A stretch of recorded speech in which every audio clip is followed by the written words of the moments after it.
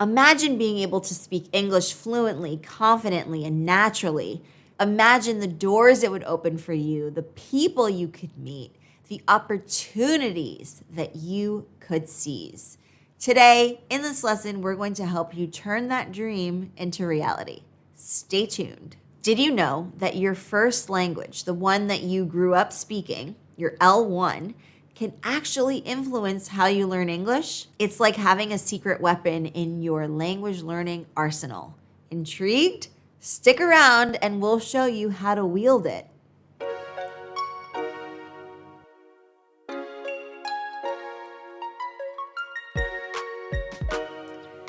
Hello, advanced English learners. Welcome back. Welcome to another exciting episode. I'm your host, Mary Daphne, and today we're diving into the fascinating world of language acquisition.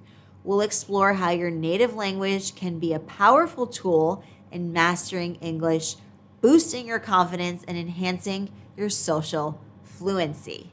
Let's start with the concept of cross-linguistic influence.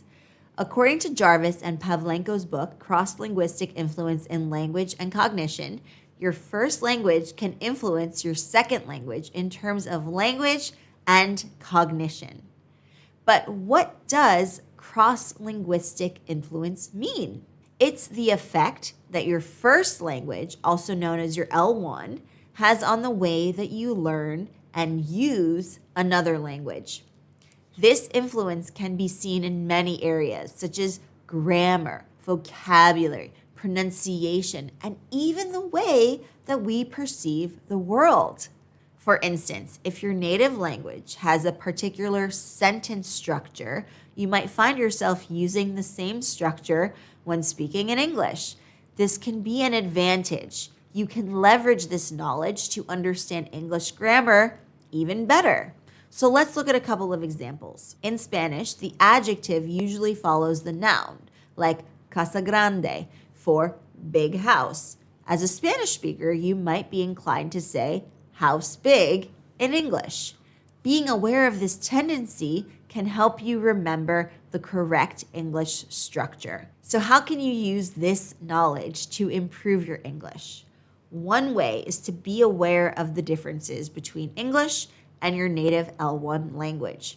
When you're aware of these differences, you can anticipate potential difficulties and work on them. For example, if your native language does not have a certain tense that exists in English, you can focus on practicing that tense and remembering it. Next, let's talk about Brian McWhinney's unified model of language acquisition.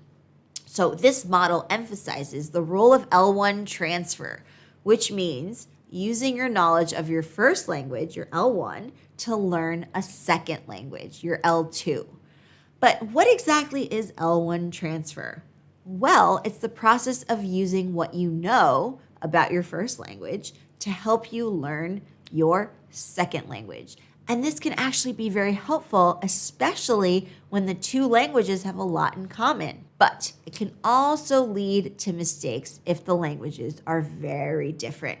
So we call this typologically similar languages and typologically different languages. A simple strategy here is to look for cognates, words that are similar in your native language and in English. So this can significantly boost your vocabulary. For example, if you're a French speaker, words like impossible or original and confortable are the same in English. Impossible, original, comfortable. There we have it. But just be careful with false cognates or faux amis, as we say en français. So these are words that look similar, but they have different meanings. For example, if you see the verb travailler, you might think that that means to travel, but in fact, that means to work. And another example is in the French word librairie, which means bookstore in English, not library. So how can you use the concept of L1 transfer to improve your English? One way is to use cognates to quickly expand your vocabulary, but remember that you do need to be careful with the false cognates. Another way is to use the grammar of your native language as a starting point, as a launch point, and then learn the differences between your native language and English. This makes learning English grammar far more fun and less overwhelming. Now let's delve into language transfer and fossilization. According to Odlin's language transfer and Hahn and Selinker's fossilization in adult second language acquisition, certain L1 based errors can become a permanent part of a person's English. But don't worry, we can actually combat this. What are language transfer and fossilization? Language transfer is the process of using your knowledge of your native language when you're learning or using another language. This can be helpful, but it can also lead to mistakes, so we have to be careful. Fossilization is when these mistakes become a permanent part of your English. So they become fossilized, in other words. That is fossilization. So how do we combat fossilization? One effective strategy is to be aware of these errors and consciously correct them. So every time you make them, you correct them. Practice makes progress, and consistent correction and corrective feedback can help you overcome these fossilized mistakes. For example, if you're a Russian speaker, you might omit articles a and the because Russian doesn't have articles. By being aware of this, you can focus on including articles in your English sentences. So what's another way you can avoid fossilization and improve your English? Another way is to get corrective feedback from native English L1 speakers. They can point out mistakes that you might not even be aware of. And another way is to practice regularly. The more you use English, the more comfortable and confident you're going to become with it. And finally, please don't be afraid to make mistakes. Mistakes are a normal and natural part of learning a language, and they help us get to the next level. I want to also take a moment to discuss Gass and Selinker's second language acquisition and introductory course. So this book provides an overview of the research in the field, including a discussion of L1 transfer. But what exactly is second language acquisition, you ask? Well, it's the process of learning another language other than your L1 native language. So if you're learning English as your second, third, or fourth language, you are in the process of second language acquisition. And yes, this can be a very challenging process, but with the right tools and strategies and resources, you can become fluent in a second language. Trust me, I've done it with 2 foreign languages myself. As a native English speaker, I speak 2 other languages fluently. So if I can do it, you can do it. Let's take another example. Let's say if your native language has a specific sound that English does not have, then you might be using that sound when speaking English, and this might lead to a strong accent. But don't worry, because accents are beautiful. They make you unique. They are a sign of bilingualism, and they show that you know more than one language, which is a very impressive feat.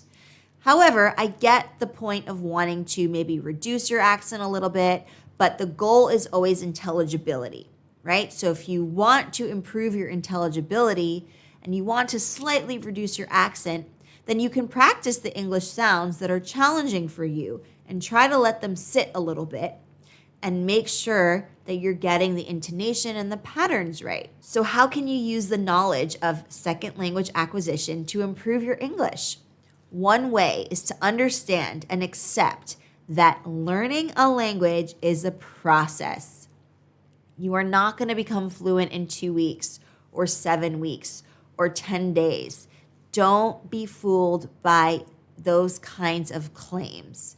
That's just not how language learning works. It takes time, practice, dedication, consistency, and yes, you will get there. You will become fluent if that is your goal.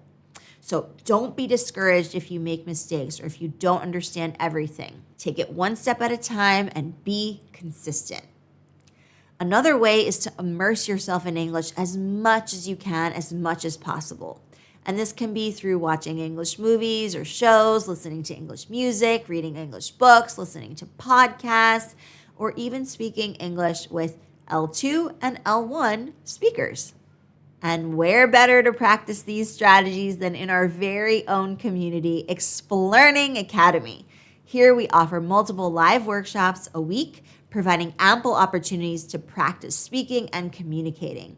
This not only decreases anxiety and social anxiety, but it boosts your confidence and gets you closer to becoming socially fluent and fluent in English. So you can sign up by going to academy.explearning.co. We would love to have you. Our members have seen significant improvements in not only their fluency, their social fluency, their communication, but also their confidence. They've gone on to ace job interviews, make new friends, move to different countries, live in English-speaking countries, and even give speeches in English. So why wait? Join us right now if you're serious about taking that next step in your language learning and communication journey, and join us at Explearning Academy, where you can start your journey to English fluency today. Remember, your journey to English fluency is unique, and your native language is not a barrier, but a bridge. Use it, embrace it, and let it guide you towards your goal.